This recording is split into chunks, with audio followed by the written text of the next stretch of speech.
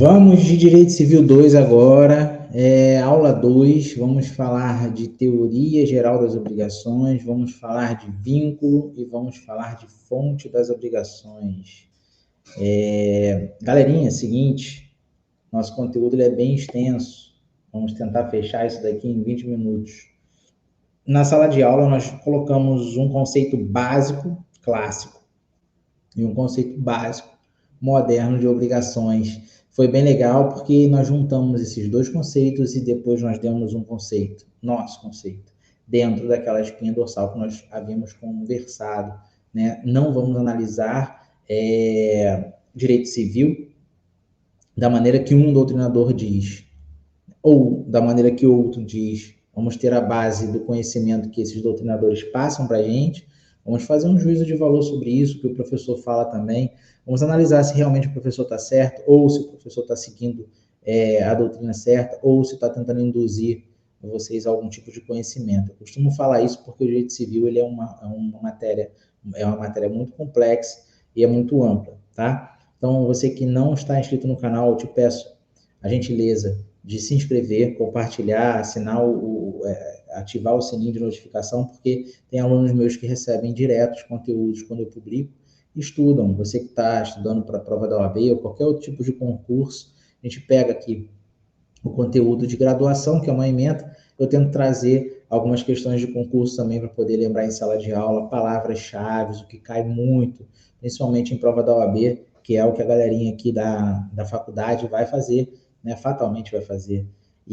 Ou outras pessoas estão fazendo curso de direito mesmo só para entender, conhecer alguma matéria diferente, ou ter um conhecimento mais amplo sobre as questões jurídicas. Eu tento trazer e enxugar o máximo possível aqui e diminuir essa juridiquez para a gente entender de uma maneira mais fácil. Beleza? Então, aqui está um conceito básico, um conceito clássico de obrigação. O Código Civil ele não conceitua obrigação, mas vamos trazer aqui um conceito clássico.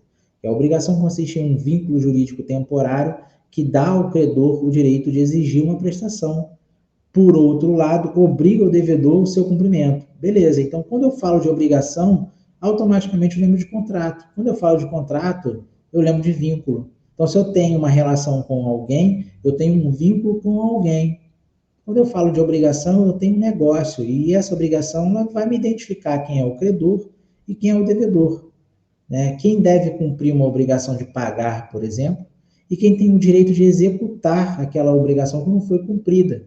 Então, a gente começa a construir um conceito aqui de obrigações. E como esse conceito clássico diz?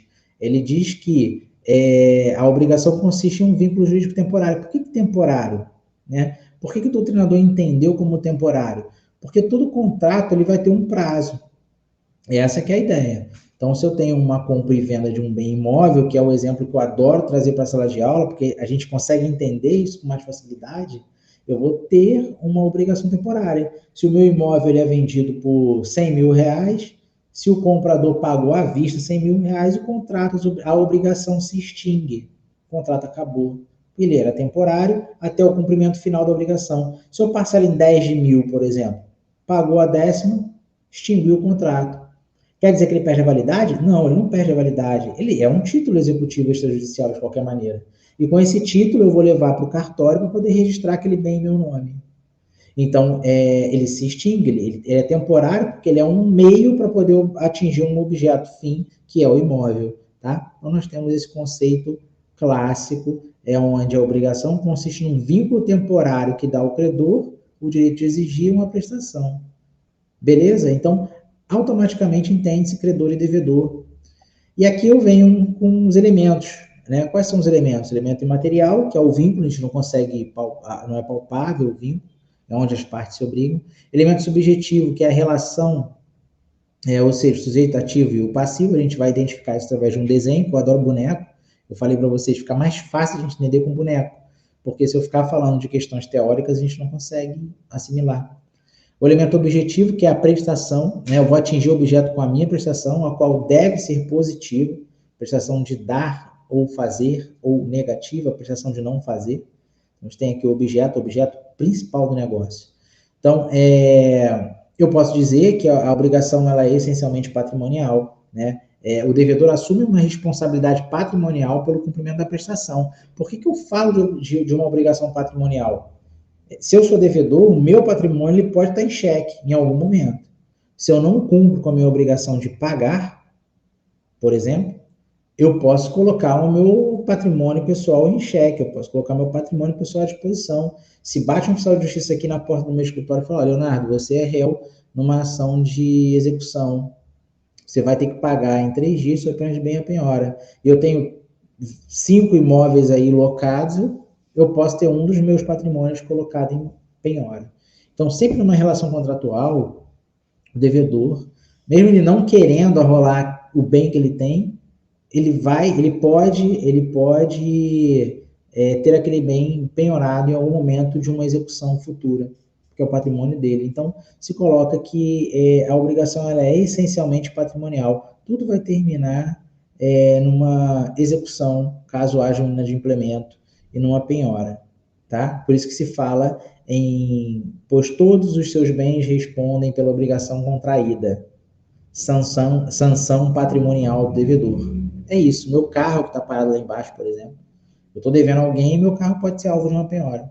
Tá? Então, nós falamos aí sobre um conceito clássico de obrigação. E o vínculo, nós acabamos de falar sobre vínculo, né? Nós falamos de credor e devedor, falamos de dívida ou débito, responsabilidade.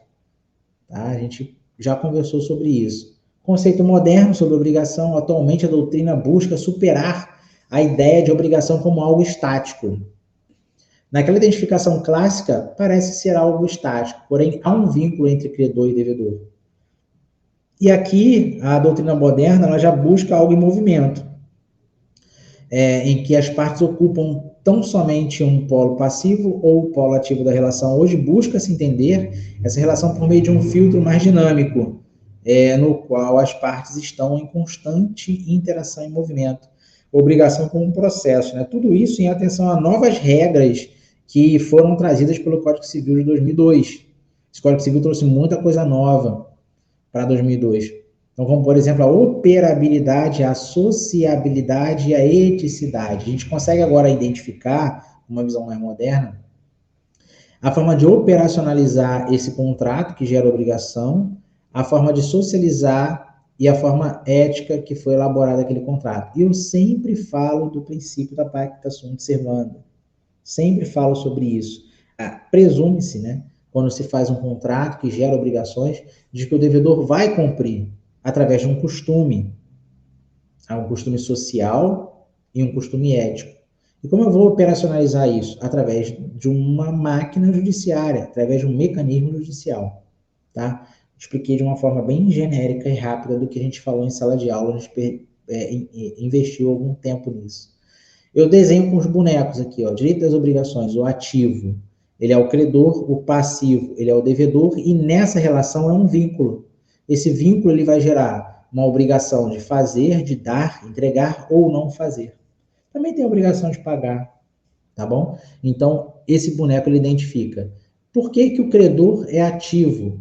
Porque ele detém, entre aspas, do poder, porque ele detém do objeto que está passando para o devedor. Então, se o devedor não paga, ele se torna passivo. Numa ação judicial, o credor vai ser o polo ativo da ação e o devedor vai ser o polo passivo da ação.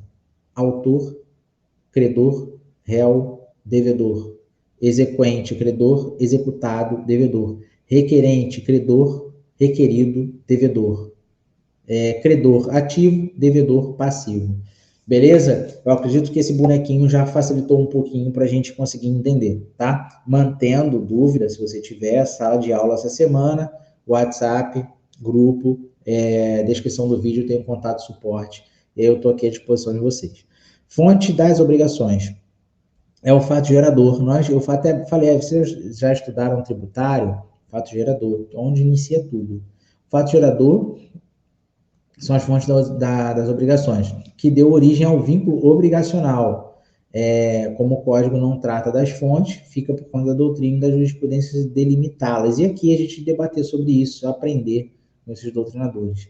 As obrigações surgem por manifestações unilaterais, bilaterais ou plurilaterais de vontade. tá? Nos contratos que há uma relação bilateral, a obrigação nasce pelo encontro de vontade das partes. A gente sempre falou sobre isso. Olha, se A e B têm uma relação horizontal, se elabora um contrato, o contrato é a manifestação da vontade de ambos, de A e B, gerando uma obrigação bilateral. A coloca as condições, B aceita, B faz o pagamento e A entrega o objeto principal. Tá? Então, isso é a questão da manifestação bilateral de vontade. Aqui eu coloco a questão da promessa de recompensa, que é um ato unilateral. Então, eu pago para alguém achar uma coisa que é minha. Então, é uma promessa unilateral de recompensa. Tá? Então, a gente vai caminhando aqui, falando sobre fato jurídico, que é uma situação um pouco complicada para a gente entender. Até às vezes, quando eu vou falando para explicar, eu escorrego, cai, imagina, a gente nunca ouviu falar sobre esse assunto, né? Então, a ideia de passar para vocês, a ementa prevê isso daí, mas a ideia é de passar dessa forma para vocês assimilarem o conteúdo de uma maneira mais tranquila. Então, a gente tem a diferença entre fato e ato jurídico. São duas situações diferentes. Em tese, eu posso falar que o ato jurídico ele acontece por movimento de força humana, em tese, e o fato jurídico por força da natureza. Então, nós temos uma distinção aí, que fato jurídico acontece por força da natureza e ato jurídico acontece por força humana, tá? Geral, de forma geral. Agora, vamos entrando mais nesse assunto. Existe o fato jurídico stricto sensu e existe o fato jurídico lato sensu, que é uma maneira mais ampla. Tá? O stricto sensu é uma maneira mais restrita de interpretar o fato. O fato jurídico stricto sensu, que é a maneira restrita, maneira estrita, são aqueles da natureza, independente de ato humano. Ou seja, exemplo, nascimento. Eu não tenho como impedir um nascimento, tá? A mulher, quando já tem a concepção dentro do ovário, ela vai ter o período da gestação de 9 meses. Então, essa gestação, sabe-se que o neném vai nascer. Se vai nascer com vida ou com morte, a gente não sabe, mas sabe-se que ele vai nascer. Ele tem um tempo da natureza para nascer. A ciência, ela explica isso, mais do que a gente da área jurídica. Então, o fato jurídico stricto sensu não depende de força humana, são eventos da natureza. Então, o exemplo melhor para entender o fato jurídico stricto sensu é o nascimento, independente de ser com vida ou com morte, tá? Eu trouxe esse exemplo, tem outros 3 exemplos aqui em cima. Fato jurídico lato sensu, que é um sentido mais amplo, de algum modo reflete no mundo jurídico, podendo decorrer de um fenômeno natural ou vontade humana. Opa, peraí. O fato jurídico também, lato sensu, também abrange o stricto sensu? Abrange, porque é um fenômeno natural. O fato jurídico lato sensu também abrange o ato jurídico? Eu falei que o ato jurídico é por força de vontade humana. Sim, abrange. Então, beleza. Então, eu tenho um fato jurídico lato sensu que é decorrente, pode decorrer de um fenômeno natural, e eu posso ter um movimento, tá, que pode decorrer de uma vontade humana. Beleza. Então, o fato jurídico lato sensu é fato jurídico stricto sensu e ato jurídico. Tá certo? A gente desenhou isso no quadro. Depois já vem um desenhozinho aqui. Tendo dúvidas, a gente volta nesse assunto na próxima aula e a gente vai desenhar para esclarecer melhor. Não podemos deixar passar batido. Observação. Ato jurídico em sentido estrito. Agora a gente divide ato jurídico. Tá?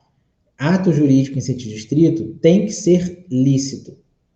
Observação. Já o fato jurídico lato sensu trata-se tanto de ato ilícito quanto de ato lícito. Imaginem vocês, força humana, vontade humana. Eu tenho 16 anos de idade, vou dirigir o carro do meu pai. Pego o carro e saio dirigindo. Eu estou cometendo um ato jurídico ilícito, ato civil. Por quê? Porque eu estou dirigindo com 16 anos de idade, que eu não posso dirigir, e não tenho habilitação por isso. Então, não posso dirigir, porque eu não tenho habilitação e porque eu tenho 16 anos. Então, eu estou cometendo um ato jurídico ilícito, tá? Comum da vida civil. A partir do momento que eu tenho 18 e tenho habilitação, eu estou cometendo um ato jurídico lícito. E aí eu tenho um fato jurídico, lato sensu, beleza? Então, é mais ou menos essa ideia que eu quero trazer para vocês. Obviamente que eu não vou ficar questionando isso em sala de aula. Em sala de aula não, em prova. Em sala de aula a gente vai debater 1 milhão de vezes, mas em prova a gente não vai colocar, porque também existem outros entendimentos em cima disso. Observação: negócio jurídico. Trata-se de fatos jurídicos dependentes da vontade humana, tanto para a sua formação quanto para a produção de efeitos, como, por exemplo, os contratos de maneira geral. Nós estamos falando de um ato jurídico lícito, nós estamos falando de fato jurídico lato sensu, quando nós falamos de negócio jurídico. O negócio jurídico pode ser oneroso quando há comprometimento patrimonial de todos os indivíduos. Exemplo, contrato de compra e venda. Negócio jurídico gratuito quando apenas uma parte ofere vantagem ou benefício. Eu cito o exemplo de contrato de comodato. Por quê? Se eu tenho um negócio jurídico oneroso, há um pagamento para aquilo, tá? Se eu tenho um negócio jurídico gratuito, eu tenho uma entrega onde só essa pessoa que recebe tem o benefício. Então, não há pagamento. Cabendo ressaltar que o contrato de comodato, principalmente para residência, né, imóvel, exclui a possibilidade de futuramente a comprovação do animus domini, exclui a possibilidade de um pleito de uso capião. E aí eu faço um desenho aqui, tá? Um desenho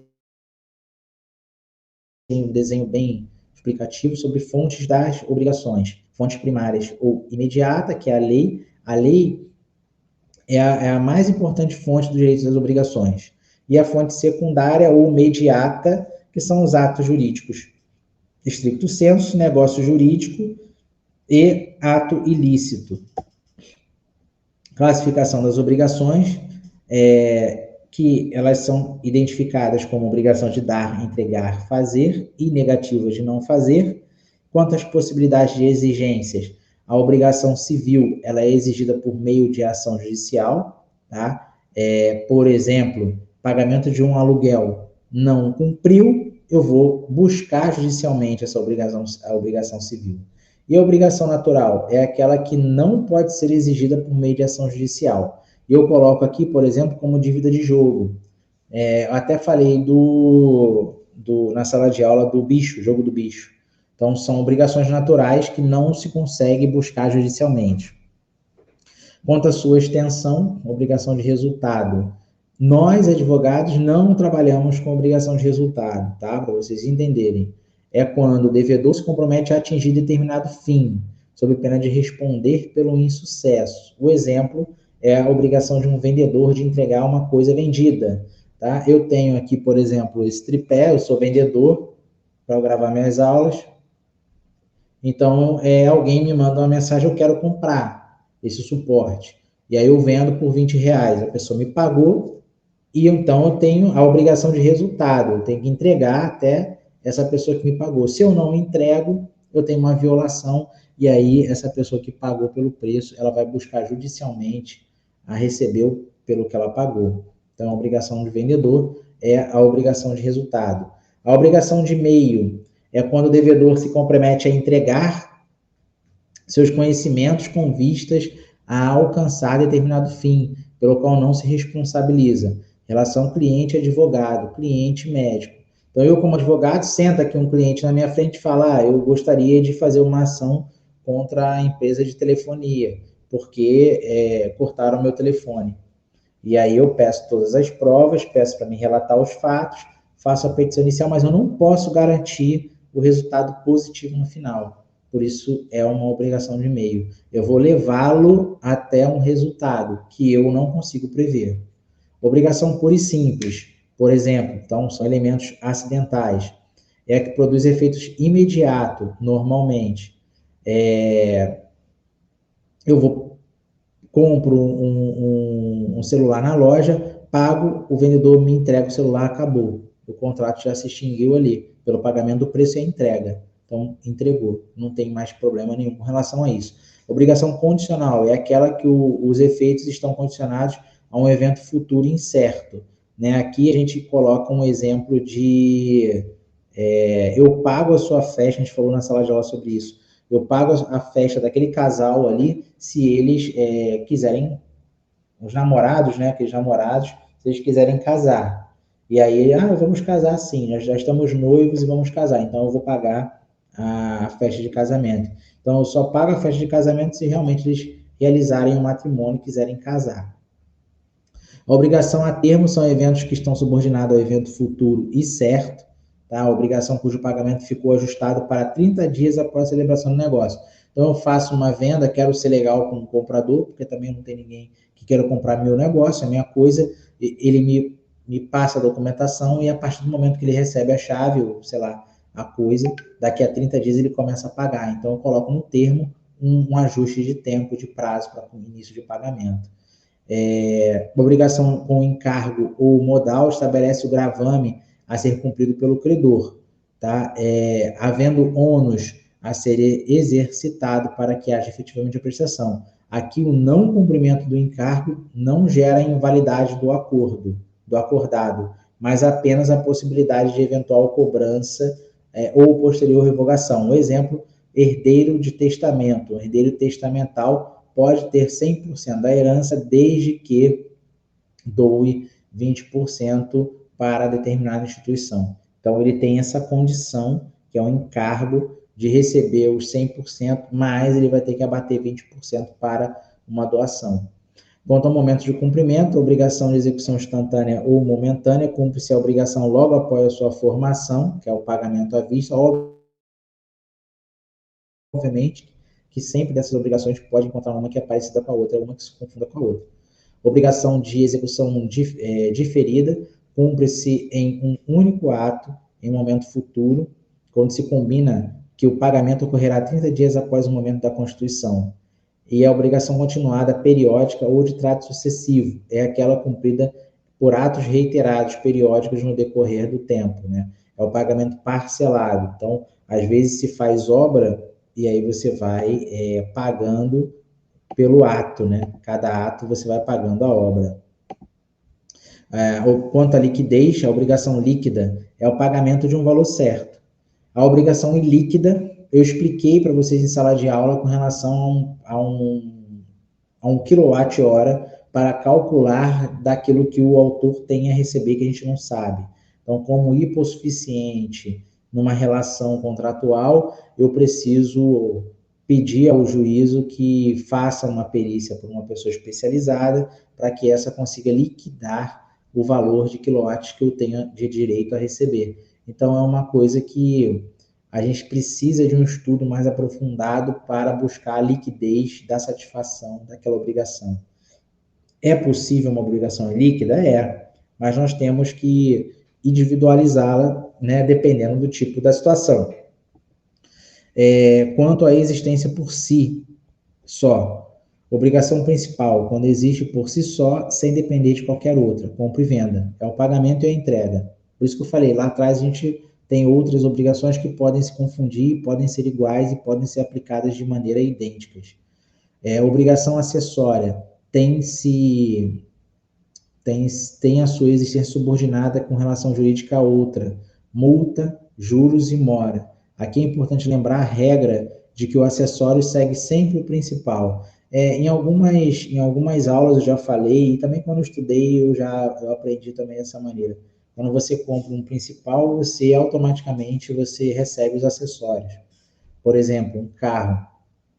Dependendo do tipo de carro que você vai comprar, você pode receber um farol de milha, você pode receber um aerofólio, você pode receber inclusive uma película nos vidros. Então você compra o principal e você vai receber um acessório. Alguns acessórios são necessários, como por exemplo, retrovisor, como por exemplo, limpador de para-brisa, que é um acessório agregado ao principal que você tem que ter para poder usar o seu veículo, tá?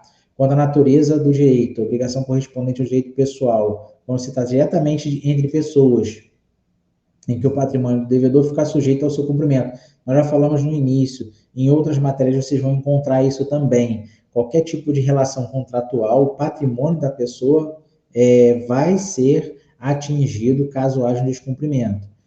Obrigação correspondente ao direito real, diz respeito sobre uma coisa. Todas as pessoas ficam sujeitas a respeitar a relação entre pessoas e uma coisa. Quando nós falamos de direito real, nós falamos de efeito erga omnes, nós falamos de ônus reais. Ou seja, por que fala que tem que ter um respeito entre o sujeito e a coisa? A relação do direito real é entre sujeito e coisa, com uma intensidade do sujeito sobre a coisa, com uma relação de domínio do sujeito sobre a coisa. E nessa relação de domínio do sujeito sobre a coisa, há a intervenção do poder público, com normas de direito público, como, por exemplo, se eu consigo comprar um imóvel através de um contrato de compra e venda, que é uma obrigação de direito pessoal, e após eu realizar e concretizar essa relação de direito pessoal, eu busco esse documento que é um título e levo para o cartório registrar esse bem em meu nome. A partir do momento que esse bem passa para o meu nome, eu passo a ter uma obrigação de direito real, como comprador, tá? Após o RGI no meu nome. E por essa razão, quando eu tenho essa obrigação de direito real, esse efeito que vai surgir é um efeito erga omnes, ou seja, ele é oponível a todos e vai atingir a sujeitos passivos indeterminados. Tá? Outras pessoas que quiserem saber quem é o proprietário de um imóvel tal, vão saber que sou eu. Então, eles são oponíveis, eles são opostos pelo efeito erga omnes. Então, tem que haver uma relação de respeito dessa relação entre sujeito e coisa, de terceiro com relação a sujeito e coisa, a mim e a meu imóvel. Tá? Então, deve haver a obrigação correspondente de direito real é quando existe o sujeito e a coisa. Obrigação próprio terreno. Nós não chegamos, eu acredito, a comentar sobre isso em sala de aula. Mas a obrigação próprio terreno, a gente vai voltar, na próxima aula vai falar sobre isso, e se vocês atingirem a assistir esse vídeo, já está batendo 27 minutos e 30 segundos, já extrapolei meu tempo. Se vocês chegarem até aqui, a obrigação próprio terreno, ela caminha com a coisa. É uma obrigação que vai andar com a coisa. Então, se eu compro um imóvel hoje, eu já vou ter que pagar o ITBI, que é o Imposto de Transmissão para o meu nome. A partir do momento que vem para o meu nome o imóvel, eu tenho que pagar o IPTU. Então, todo IPTU que surgir após a compra, a obrigação é minha. Então, eu assumo a obrigação no proprietário do imóvel. Quando eu vendo esse imóvel para outra pessoa, para João, por exemplo, João paga o ITBI, transfere para o nome dele, e a partir do momento que o imóvel passa para o nome dele, ele vai passar a pagar o IPTU. Então, obrigação próprio terreno é aquela obrigação que caminha com o bem. Aí o exemplo tem obrigação do condômino em contribuir com as despesas de conservação da coisa, que são as taxas, melhor, é a taxa condominial. Isso é uma obrigação próprio terreno que acompanha o bem, né? Todos que comprarem aquele imóvel vão ter que pagar a taxa condominial. E aí a gente vai aprofundar mais isso em sala. A obrigação próprio terreno, ela é considerada como uma obrigação ambulatória. É um termo que cai muito em concurso público, então é importante vocês saberem. Eu fiz uma brincadeira no meu story do Instagram com relação a isso. Quanto aos seus elementos, obrigação simples é quando o sujeito ativo, um sujeito passivo e um objeto contém todos os elementos no singular. Ou seja, há apenas um credor, um devedor e um objeto. Compra e venda de um veículo em uma concessionária. A concessionária é a vendedora, o sujeito, a pessoa natural é o comprador e o veículo é o objeto. Obrigação composta é aquela que possui mais de um sujeito ativo, passivo ou objeto, pluralidade de elementos, ou seja, há uma multiplicidade de elementos, ou seja, exemplo, Jorge obrigou-se a entregar a Maria um veículo e uma casa, então tenho dois objetos para entregar a Maria, são dois objetos. Então, fechando aqui, essa parte final de obrigação próprio terreno e a questão da João e da Maria, acredito que eu não tenha falado. A gente vai voltar, a próxima aula vai fazer tipo um Netflix, né? Nos episódios anteriores, e aí eu vou voltar para a gente começar a lembrar. Tá certo, pessoal? Então, obrigado aí pelo tempo dedicado por vocês. Passei 10 minutos da minha meta. Eu espero que vocês tenham compreendido, espero que esteja ajudando com essa metodologia. Estou sempre à disposição de vocês. Aí, desejo a vocês uma boa semana, tá? Fico no aguardo de perguntas e considerações. E um abraço. Até a próxima.